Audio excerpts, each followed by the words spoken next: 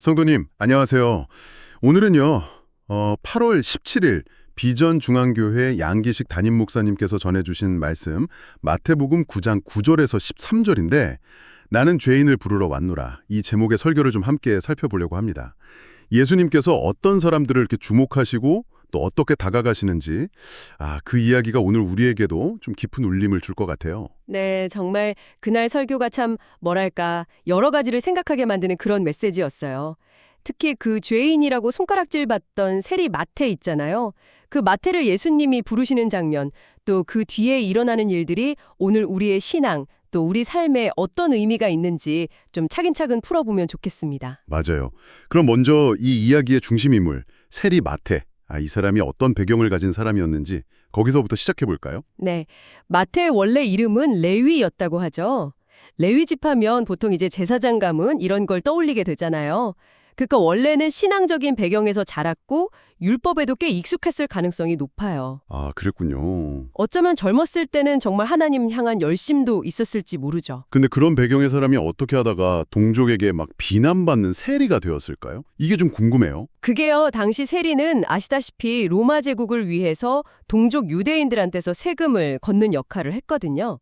근데 이게 정해진 세금만 걷는 게 아니라 더 많이 걷어서 자기 주머니를 채우는 경우도 많았다고 해요. 그러니까 민족의 배신자, 로마 앞잡이, 거의 죄인의 대명사처럼 여겨진 거죠. 사회적으로는 정말 평판이 안 좋았겠네요. 완전히. 네, 그렇죠. 하지만 동시에 이 세리라는 직업이 상당한 부를 쌓을 수 있는 기회이기도 했어요. 안정적인 수입이 보장됐으니까요. 현실적인 유혹이 컸겠군요. 아마 마태도 그런 신앙 배경에도 불구하고 이 현실적인 부와 안정에 대한 유혹을 뿌리치지 못하고 세리의 길을 선택한 게 아닌가 싶어요. 세상 사람들 손가락질 하더라도 눈앞의 이익을 포기하기는 어려웠겠죠. 그렇게 세관에 앉아서 일하고 있는데 갑자기 예수님이 나타나셔서 나를 따르라 이렇게 말씀하신 거잖아요. 와, 정말 마태 입장에서는 상상도 못한 순간이었을 것 같아요. 다들 죄인 취급하면서 피하는데 그렇죠. 당시 존경받던 이 예수님이 자기를 제자로 삼겠다고 하시니 안정된 직업 버리고 그 불확실한 길을 가라는 부르심 앞에서 진짜 어떤 마음이었을까요? 성경을 보면 마태가 즉시 모든 걸 버려두고 예수님을 따랐다고 되어 있거든요. 즉시요. 와. 네. 이게 뭘 의미할까 생각해보면 어쩌면 마태 마음속에 이미 세상적인 성공에 대한 어떤 회의감이나 아니면 영적인 갈급함 같은 게 있었을 수도 있겠다 싶어요. 사람들 비난 속에서도 뭔가 진짜 의미 있는 삶, 소속감을 찾고 있었을지도 모르고요. 그런데 예수님의 부르심 속에서 딱 그 가능성을 본 거죠. 그럴 수 있겠네요. 근데 더 놀라운 건 그 다음에 마태가 자기 집에서 큰 잔치를 열었다는 거잖아요. 네, 맞아요. 예수님이랑 제자들뿐만 아니라 자기 동료 세리들, 또 다른 죄인들이라고 불리던 사람들도 다 초대했어요. 이거 당시로서는 정말 엄청난 행동이죠. 완전 파격이죠. 의로운 사람이 죄인들이랑 같이 어울려서 밥 먹는다는 것 자체가 금기시됐던 사회니까요. 그렇죠. 바로 그 지점에서 이제 바리새인들의 불만이 터져나오는 겁니다. 그 모습을 딱 보고 예수님 제자들한테 가서 따지잖아요. 아니 단신내 선생은 어쩌자고 세리랑 죄인들하고 같이 음식을 먹는 거요? 이렇게요. 네, 마태복음 9장 11절 말씀이죠. 네. 율법적으로 부정하다고 여기는 사람들과 교제하는 건 스스로를 더럽히는 일이다. 이렇게 생각했기 때문이에요. 근데 이 질문 밑바닥에는 우리는 저런 죄인들이랑은 달라. 우린 깨끗하고 의로워 하는 그 자기 확신이 아주 그냥 뿌리 깊게 박혀 있었던 거죠. 사실 율법 조항만 보면 바리새인들 말이 아주 틀린 건 아니었을 수도 있겠어요. 그렇죠. 그럴 수도 있죠. 하지만 예수님의 대답은 그들의 생각을 완전히 뒤집어 놓으십니다. 네. 건강한 사람에게는 의사가 필요 없고 병든 사람에게라야 필요하다. 12절 말씀이요. 맞습니다. 여기서 건강한 자는 누구겠어요? 바로 자기들이 의롭다고 생각하는 바리새인들. 그렇죠. 그리고 병든 자는 자기 죄랑 연약함을 아는 세리 같은 사람들. 그리고 의사는 바로 예수님 자신인 거죠. 그러니까 예수님은 스스로 문제 없다고 생각하는 사람한테는 오시는 게 아니라 내 영혼의 병을 깨닫고 도움이 정말 절실하게 필요한 사람, 바로 그 사람에게 찾아오신다는 거예요. 이게 핵심입니다.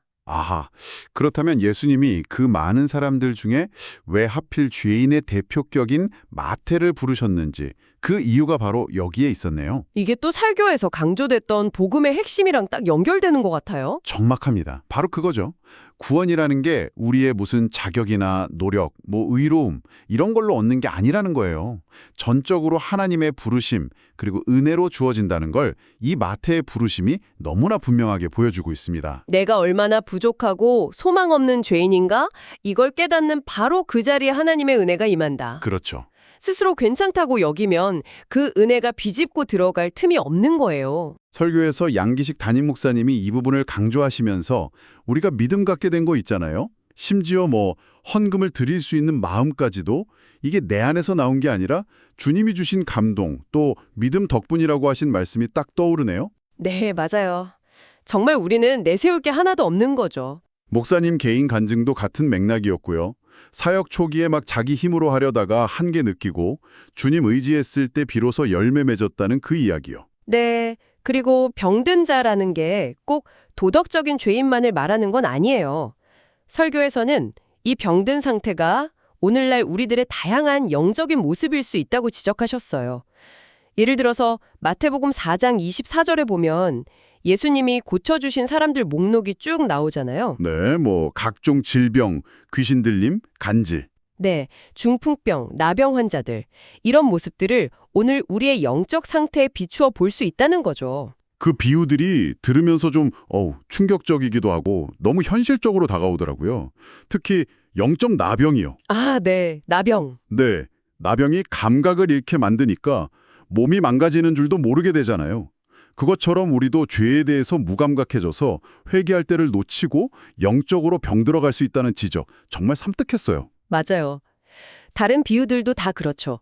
영적 귀신 들림은 하나님 말고 다른 거, 돈이나 성공, 자녀 이런 거에 마음 뺏겨서 지배당하는 상태. 네, 영적 간질은 평소엔 멀쩡하다가 어떤 상황에서 그냥 분노나 혈기를 못 참는 모습. 또 영적 중풍병은 머리로는 말씀을 아는데 몸이 안 움직이는 거죠. 순종으로 못 나아가는 영적 마비 상태. 듣고 보니 다 제 얘기 같기도 하고. 그러니까요. 중요한 건 이런 모습들이 바로 나의 모습일 수 있음을 정직하게 인정하는 거예요. 그럴 때 비로소 주님 진짜 은혜 아니면 살 수가 없습니다. 이 진실한 고백이 터져 나오는 거죠. 내가 바로 그 병든 자구나 이걸 깨닫는 순간이에요. 그 고백이 정말 중요하군요. 그리고 이어서 예수님이 마태복음 9장 13절에서 호세아 선지자 말을 인용하시면서 아주 중요한 선언을 하시잖아요. 내가 바라는 것은 자비요, 제사가 아니다. 이게 정확히 무슨 뜻일까요? 네. 그 말씀은 구약 호세아 6장 6절을 인용하신 건데요. 당시 북이스라엘 백성들이 겉으로는 하나님께 제사를 꼬박꼬박 드렸어요. 아주 형식은 잘 갖췄죠. 근데 마음으로는 우상을 섬기고 불의를 행하고 있었거든요. 위선적인 신앙이었네요. 그렇죠. 그런 위선적인 신앙을 딱 지적하신 거예요. 하나님은 그런 형식적인 종교 행위보다 마음에서 우러나오는 긍휼, 그러니까 이웃을 향한 어떤 사랑과 자비, 또 하나님을 향한 진실한 마음, 이걸 더 원하신다는 뜻이죠. 그렇다면 오늘날 우리의 예배나 신앙생활에도 이거는 똑같이 적용될 수 있겠네요? 아무리 열심히 예배드리고 봉사해도 마음 중심의 하나님 사랑, 이웃 사랑, 이 긍휼이 없으면 하나님이 기뻐하시지 않을 수도 있다. 이런 경고처럼 들리기도 하고요. 정확합니다. 특히 이 말씀은 스스로 의롭다고 여기면서 예수님을 막 비판했던 그 바리새인들을 향한 것이기도 했어요. 그들은 율법적인 제사, 즉 형식은 엄청 중시했잖아요. 그런데 죄인을 불쌍히 여기는 긍휼, 이 마음은 부족했던 거죠. 예수님은 바로 그 점을 딱 꼬집으시면서 하나님이 진짜 원하시는 게 뭔지 좀 배우라고 말씀하신 거예요. 자기가 건강하다, 나는 의롭다 이렇게 여기는 사람은 절대로 하나님의 긍휼을 필요로 하지도 않고 또 남에게 베풀지도 못하게 돼요. 그렇군요. 그렇다면 결국 누가 진짜로 예수님, 그러니까 우리 영혼의 의사를 필요로 하는 사람일까요? 답은 너무 명확하죠. 자기가 병들었다고 도움이 필요하다고 인정하는 사람이요. 그렇죠. 감기 걸렸다고 생각해야 병원에 가죠. 맞아요. 똑같아요. 신앙생활 하면서도 나는 뭐 이 정도면 괜찮아. 내 신앙은 건강해. 이렇게 생각하는 사람은 예수님을 간절히 찾지 않게 돼요. 설교에서도 기도하지 않는 이유 중 하나가 바로 이 영적 교만 때문이라고 하셨잖아요. 아직 내 힘으로 살 수 있다는 착각. 그 지적이 정말 날카로웠어요. 기도하는 사람이야말로 자신의 한계와 연약함을 인정하고 하나님의 도우심과 긍휼을 구하는 사람. 즉, 내가 병든 자임을 아는 사람이군요. 그렇습니다. 예수님의 시선은 언제나 스스로 잘났다고 여기는 사람들이 아니라 자기 부족함을 알고 엎드리는 사람들, 세상에서 소외되고 정말 기댈 곳 없는 죄인들, 그들에게 머물러 계셨어요. 여기서 한 가지 질문이 좀 생기는데요. 설교에서 우리가 의인이 되려고 막 노력해서는 안 된다고 강조하셨잖아요. 이게 자칫 오해하면 그럼 뭐 착하게 살려고 노력하거나 예배, 기도 열심히 하는 게 다 잘못됐다는 건가? 이렇게 들릴 수도 있을 것 같아요. 네. 그거 아주 좋은 질문이에요. 당연히 그런 의미는 아니죠. 여기서 중요한 건 동기예요, 동기. 동기요? 네. 내 힘으로, 내 노력으로 선행을 쌓고 기도를 많이 해서 하나님 앞에 뭔가 내세우려고 하는 것. 그래서 스스로 나 괜찮은 사람이야. 나 의로운 사람이야. 이렇게 되려는 시도. 이걸 경계해야 한다는 의미예요.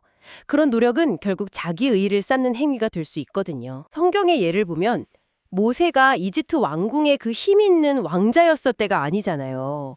광야에서 40년 동안 철저히 낮아져서 지팡이 하나 말고는 의지할 게 아무것도 없던 그런 목자가 되었을 때 그때 하나님께 부름받았거든요. 자기 힘이 완전히 빠졌을 때 그렇죠.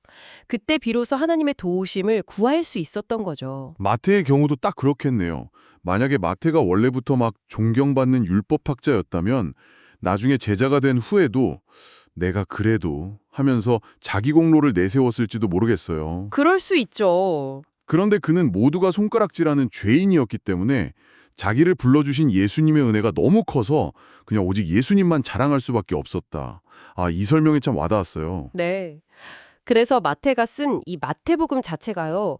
당시 스스로 의롭다고 여기던 유대인들을 향해서 여러분도 사실 나처럼 죄인입니다. 우리 모두에게는 예수님의 은혜가 필요해요. 이 메시지를 아주 강력하게 전달하고 있다는 해석도 참 설득력이 있어요.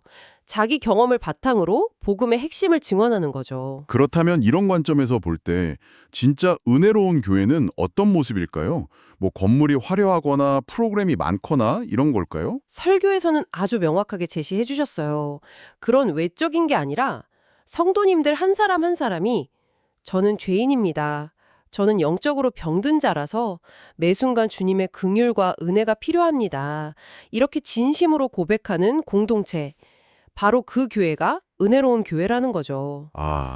내가 얼마나 큰 죄인인지를 깊이 깨달을 때? 네. 그럴 때 우리는 다른 사람의 작은 허물을 쉽게 판단하거나 정죄하기가 어려워져요. 오히려 내 눈 속에 있는 들보를 먼저 보게 되잖아요. 정말 그렇네요. 교회 안에서 갈등 생기는 이유 중 상당수가 서로 자기가 옳다고 주장하는 의인들만 있어서 그렇다는 지적도 참 생각해 볼 문제였어요. 맞아요. 다들 자기가 건강하다고 생각하니까 의사의 신 예수님을 찾기보다는 서로 막 비판하게 된다는 거죠. 교회가 진짜로 부흥하고 하나님의 임재를 경험하려면 구성원들이 자기 죄인됨을 솔직하게 인정하고 겸손하게 주님의 은혜를 구하면서 서로를 긍휼히 여기는 분위기, 이게 형성되어야 한다는 거예요. 오늘 양기식 담임 목사님 설교를 통해서 나는 죄인을 부르러 왔노라 하신 그 예수님의 마음을 참 깊이 생각해 보게 됐습니다. 핵심은 결국 우리의 어떤 자격이나 노력이 아니라 우리의 연약함, 죄인됨을 정직하게 인정하고 나아갈 때 값없이 부어주시는 하나님의 긍휼과 은혜였네요. 네. 스스로 건강하다고 여기는 그 바리새인의 자리가 아니라 병든 자로서 의사이신 예수님을 간절히 찾는 자리에 서야 한다. 정말 강력한 도전이었어요. 그렇습니다.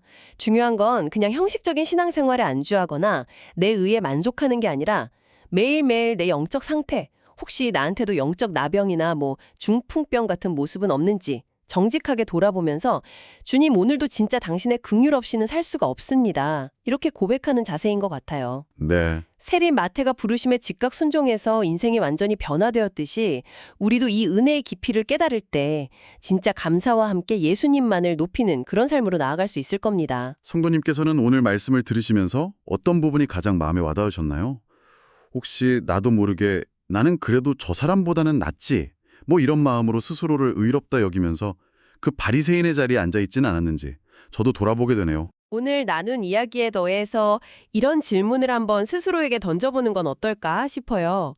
나의 연약함과 죄인됨을 솔직하게 인정하는 것이 구체적으로 내 삶의 어떤 영역에서 교만함을 내려놓고 예수님을 더욱 깊이 의지하도록 이끌할 수 있을까?